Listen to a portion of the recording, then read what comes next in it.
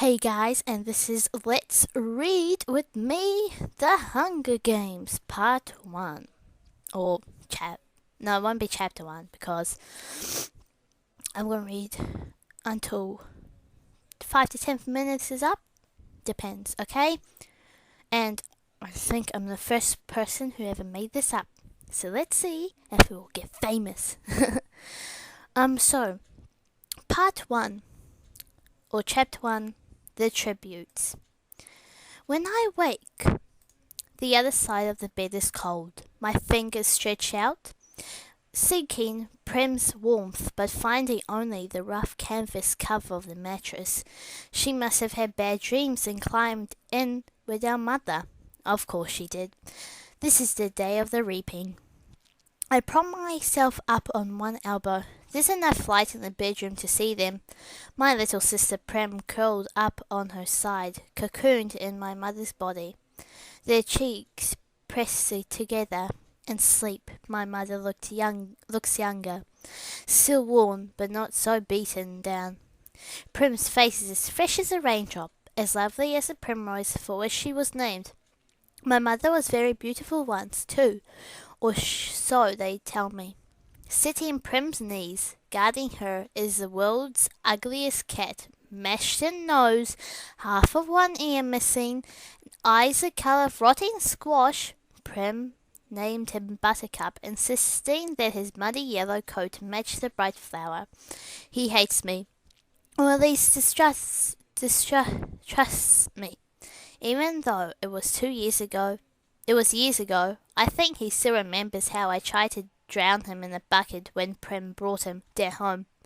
Scrawny kitten, belly swollen with worms, crawling with fleas. The last thing I needed was another mouth to feed, but Prem begged so hard, cried even, I had to let him stay. It turned out okay. My mother got rid of the vermin, and he's a born mouser. Even catches the occasional rat.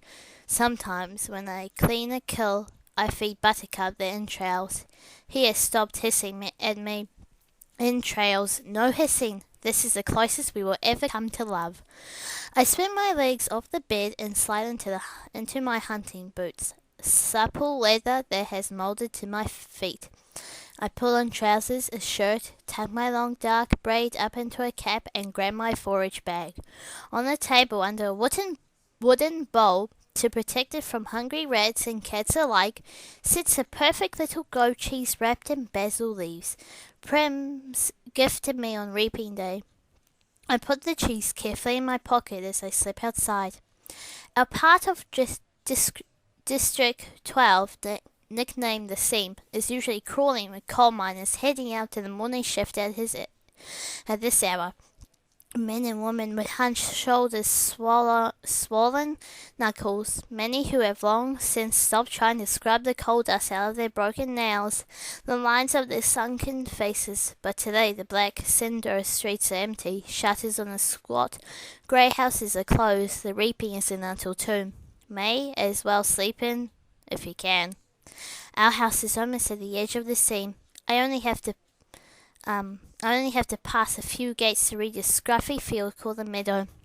Separating the meadow from the woods, in fact enclosing all of District 12, and is a high chain link fence topped with barbed wire loops. In theory, it's supposed to be electrified 24 hours a day as a deterrent to the predators that live in the woods. Packs of wild dogs, lone cougars, bears that used to threaten our streets. But since we're lucky to get 2 or 3 hours of electricity in the evenings, it's usually safe to touch. Even so, I always take a moment to listen carefully for the hum that means the fence is live. Right now, it's silent as a stone, concealed by a clump of bushes. I flatten out on my belly and slide under a 2-foot stretch that's been loose for years. There are several other weak spots in the fence, but this one is so close to home I almost enter the woods here. As soon as I'm in the trees, I retrieve a bow and scythe of arrows from a hollow log. Electrified or not, the fence has been successful at keeping the flesh eaters out of District 12. Inside the woods, they roam freely, and there are added concerns like venomous snakes, rabid rabid animals, and no real paths to follow. But there's also food if you know how to find it. My father knew, and he told me some before he was blown to bits in a mine explosion. There was nothing even to bury. I was 11 then. 5 years later, I still wake up screaming for him to run. Even though trespassing in the woods is illegal, and poaching carries the severest of penalties,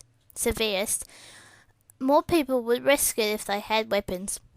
But most are not bold enough to venture out. With just a knife, my bow is a rarity, crafted by my father along with a few others that I keep well hidden in the woods, carefully wrapped in the waterproof covers. My father could have made good money selling them, but if the officials found out, he would have been publicly executed for inciting a rebellion. Most of the peacekeepers turn a blind eye to the few of us who hunt because they see they're as hungry for fresh meat as anybody is. In fact, they're among our best customers, but the idea that someone might be harming the scene will never have been allowed. In the fall, a few brave souls sneak into the woods to harvest apples, but always inside of the meadow, always close enough to run back to the safety of District 12 as trouble arises. District 12, where you can starve to death in safety, I mutter. Then I glance quickly over my shoulder. Even here, even in the middle of nowhere, you worry someone might overhear you. When I was younger, I scared my mother to death the things I would blurt out about District 12, about the people who rule our country, Panem, from the far city called the capital. Eventually, I understood this would only lead us to more trouble, so I learned to hold my tongue and to turn to my features into an indifferent mask so that no one could ever read my thoughts, do my work quietly in school, make only polite small talk in the public market, discuss a little more than trades in the hob, which is the black market where I make most of my money. Even at home, when I'm less pleasant, I avoid discussing tricky topics like the reaping or food shortages or the Hunger Games. Prem might begin to repeat my words, and then where would we be? So that's the end of this part. I hope you enjoyed. Please share it to your friends, subscribe and like, and comment down below what book I should do next. I hope there's a famous book that you would think people would read, or there's something you might find interesting. So part 2 might come up a little bit tomorrow. So all today. So thank you guys, and see you